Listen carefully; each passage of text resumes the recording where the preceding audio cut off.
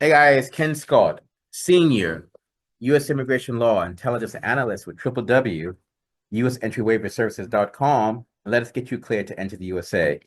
Oh, now I'm under the light. You got a light just shining off my head. Damn. Damn, I look good. Anyway, today's um today's January 31st, 2025. We just did one video on U.S. Entry Waiver timeline. So since I'm here in the office today, I figured I'd do another one. Um, This one is going to be on loose lips sink ships.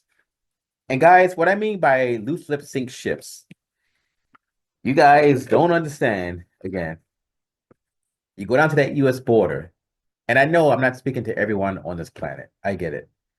But you guys go down to the border, most so Canadians, you go down to that border. You guys have a really bad habit of having loose lips when you talk to CBP. And it's normally the people who don't have like criminality. The ones who have criminality, they naturally know to keep quiet. But you guys don't have criminality. You guys have a bad habit of going to that border and having loose lips. And you guys don't seem to get that. Hey, this thing is the glare so much, it's blinding me. I can't even see. I gotta move this over. Okay. You guys don't seem to get that the loose lips sink ships. What I mean is your mouth will sink your ship. When you now guys, think about it for a moment. You go out to the border and you if you're a female, you tell the officer how much like massage type work. You guys don't know what I mean when I say massage, but how much massage type work you've done in the past, how much you charge for your services per act, like the full service or 15 minutes B and G or the dining at the Y, et cetera, et cetera. Not that I have inside knowledge of that stuff, but you, but you guys, well, you girls, for example, go down there and you start elaborating on this stuff and give him like fees for like certain acts you performed in the past, which I'm not judging. I mean, I got nothing against it myself, but I got nothing against you women, doing the massage work personally. But the point is, you women going down there elaborating to the officer, what do you think he's going to do afterwards, he or she? They're going to turn you around, say you need a waiver, you're barred for 10 years, because that's the 10-year mark for the massage type work. I don't like using that P word, like P like Paul. I hate using that P word that ends in like institution. I hate that word because I think it's demeaning to women. So I say massage. But you girls who elaborate on the massage type work to these officers, what do you think they're going to do? They're going to turn you around, like I just said, ban you for 10 years. You need a waiver.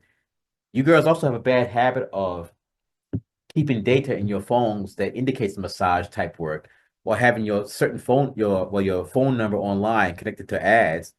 They can reverse engineer it and say, "Oh, here's your ad."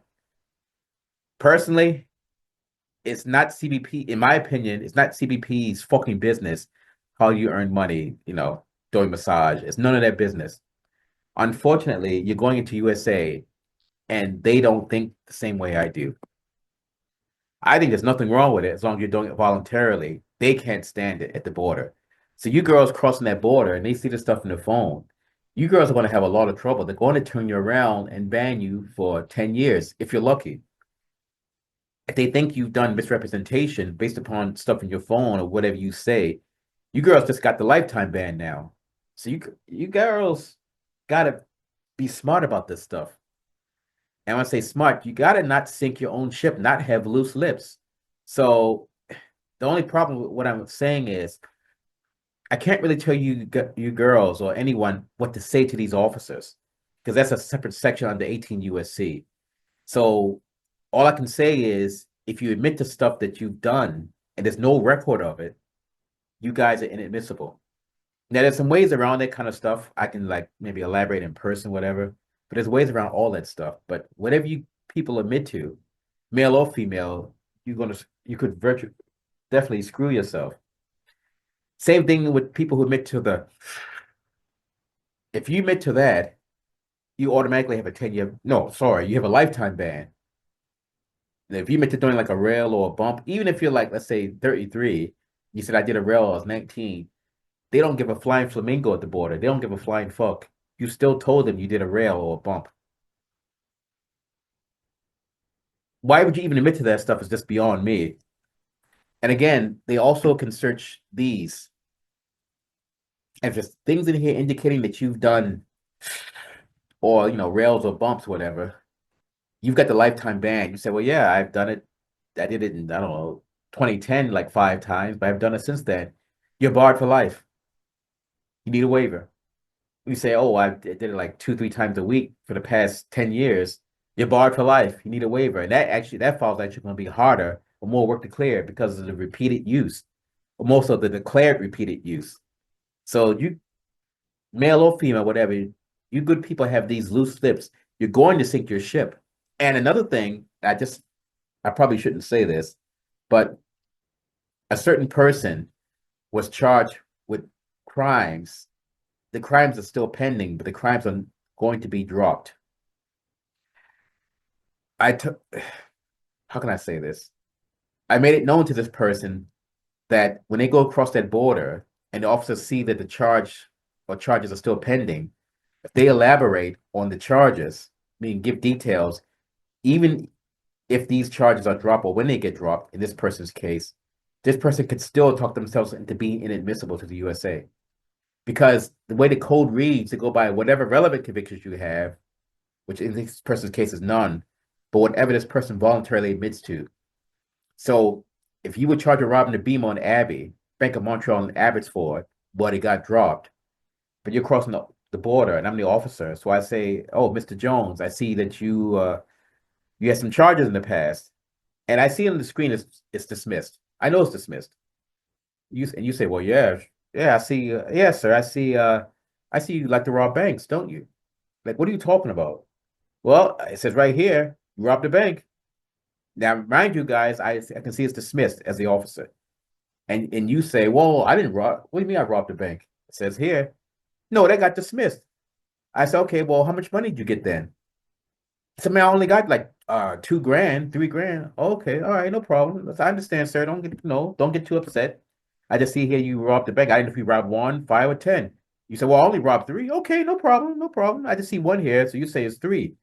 I guess it was three. It could be more. Okay, no problem, no problem. Guys, I'm just making, I'm the officer. I'm making notes. I'm thinking, I got this. I just got this guy. I got this guy. Let me tell you how they're going to do it. I'll tell you how I would do it. And these officers now, they're not skilled in like the art of verbal judo. A lot of these new officers, they don't have like a gift of gab. They don't have a mouthpiece like I do, or guys from my group do. They don't have a smooth mouthpiece, so they don't know how to phrase stuff. But the way I just role play with you guys, that's how I would get the person. I say, I tell you what, Mr. Jones, I'll tell you what we're gonna do. You know what? I'm gonna pretend you're Mr. Jones, in fact. Mr. Jones, you know what? I see here you've had a really stressful day. I understand you just got off work. You with the boys. And I'm gonna watch your body language and see you start to relax. I say, tell you what we're gonna do for you. What we're gonna do for you, sir, is we're gonna get this thing processed, get this written up, we're gonna get you out the door. And I apologize for any delay. You say, okay, thank you. You say, how long is it going to take? I said, don't worry, sir. I'm going to make it as fast as possible. Okay. Then I'm going to go through the sworn statement where I ask you all, the Q&A, like the interview. I'm going to make you feel comfortable so you can talk more. You talk more. I'm going to use my mouthpiece, my verbal skills. But again, like I said, a lot of these newer guards, they don't have the verbal skills. They don't have the mouthpiece like I do. So I'm going to get you comfortable, really comfortable, really comfortable. And you're going to tell me more and more and more. I said, okay. Okay, so you're thinking what? Just 3 banks only? Four? You said, I don't know. It could be six. Okay. Well, how many did you get caught for? Well, they only popped me for one or two. Okay, no problem. So can we say that you maybe robbed possibly 6 banks? So yeah, okay. I said rob up to 6 banks. Okay. I'll put down on the paper, um, person admitted to robbing up to 6 banks. Or I'll put it like verbatim. I'll say, well, yeah, I think I robbed about 6 banks. I'll write it like that, or type it like that in the computer. Then I'm gonna say, well, Mr. Jones, so why would you rob all these banks? I mean, is it just because you were short on money? Was it just because you just like did like blow too much or whatever? Well, yeah, I used to do blow in the past. Oh, okay, no problem. Well, like once a week, twice a week, yeah, 2, 3 times a week. Okay. But like how many years? I don't know. I don't know, man. What, 5 years? Oh, okay, no problem. So I'll put that in the computer. Did blow couple of times a week over a 5-year period. Well, when's the last time you did it then? Fuck, man, I think I did it, what, 2 nights ago? Okay, no problem. I'll put that in the computer. Now, I got him already admitting to the bank robberies 6 times. I got him admitting to the blow usage. I'm gonna say, well, who else was? Oh, it was my buddy uh, James James Smith. Oh, okay, so James Smith. Okay, no problem. What does he do? Oh, he just sells blow in Surrey. Oh, okay, no problem, no problem. Guys, you see how I'm getting so much info from this person? These newer guards, like I said, they don't have that gift of gab. They don't know how to interrogate properly, which is actually lucky for you guys because beating these cases makes it so much easier because this is directed at CBP and CBP. Me being a former law enforcement officer myself, I know how it works. I know what you guys go through. I know you guys is training, but the people you guys hire now, a lot of them are really, really like not the best. I'll just say that. Be nice. And I know you guys are going to say to me, well, this is all we can find is, applying, which I get it. But you guys need to also understand because of the people you hire, it makes it a lot easier for us to beat these files, to win these cases, in other words. So this was directed at CBP, not you guys, not you waiver applicants. So then when the interview's over, I said, okay, well, Mr. Jones, I tell you what, we got you all sorted, done. Can you sign right here at the keypad? He signs the keypad. I give him a copy of the interview. He says, okay. He says, well, okay, thank you. Have a nice day, sir. You want to go out that door and speak to the officer. He'll direct you back to Canada. You said back to Canada? I said, well, yeah. But I thought you said you going to get me out the door. Well, I am. I'm getting you out the door, sir. There's a door right there. He said, yeah, but I'm going back to Canada. Yeah, you're denied entry. But why? Well, you admitted to robbing the banks and you admitted to drug usage. Oh, well, I didn't know I was going to be denied entry. I said, well, sir, I read you your rights and, basically letting him know that he didn't have to answer any questions. All statements had to be freely and given voluntarily. I read that to him. He said, well, yeah. I said, well, okay, then what's your question? Well, if I knew that, I wouldn't have said anything. I said, I don't know what to tell you, sir. I mean, you said you were going to, I said I would get you out the door. And I did. I got him out the door. But I got him out the door going back to Canada. So I technically didn't lie to him. And the thing is, guys, federal officers can legally lie to you, but you cannot lie to them. They can lie to you, but you cannot lie to them. Or what I will say, they can tell you a false statement, but you cannot tell them false statements. It's fucked up, I know, but it's the system. You're not allowed to do that. So he just went back to Canada. I just got another stat for my annual performance appraisal, and there you go. But like I said, luckily these newer officers, they don't have the gift of gab, so they don't know how to get stuff from people. They don't know how to like dig deeply enough. I look at the sworn statements now, the interviews. I just shake my head. Said this stuff is so pathetic. I said these officers don't know how to ask questions. I mean, don't get me wrong. I love it because it helps us. I said I can't believe they asked the question this way. Why didn't they ask it this way? Because the thing is, I was also a trainer when I worked for the government as well. So but these new guys now training, whatever, they don't really know, they're not really training properly. Now, if CBP ever wanted to, if the US government ever wanted to bring me back as a trainer, then you guys, waiver applicants, will be in trouble because they've been catching a lot more than what they do now. But the thing is, I would never do that because I like you guys more. And in all honesty, we make a lot more money than if we worked for the government again. So that's why we do it this way also, and to help you guys out. Because you guys really are at a disadvantage dealing with the government.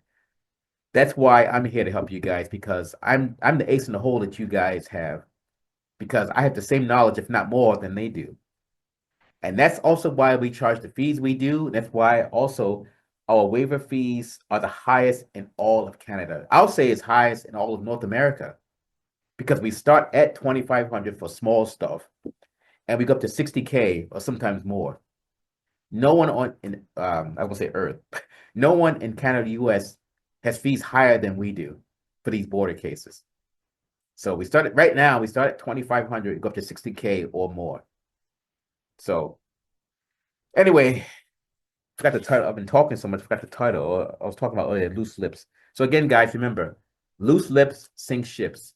Ken Scott, Senior U.S. Immigration Law Intelligence Analyst with www.usentryWaiverServices.com, and that's 888-908-3841 or 604-562-8140. Remember, loose lips sink ships. So whatever you tell these officers can and will be used against you. And I'm out.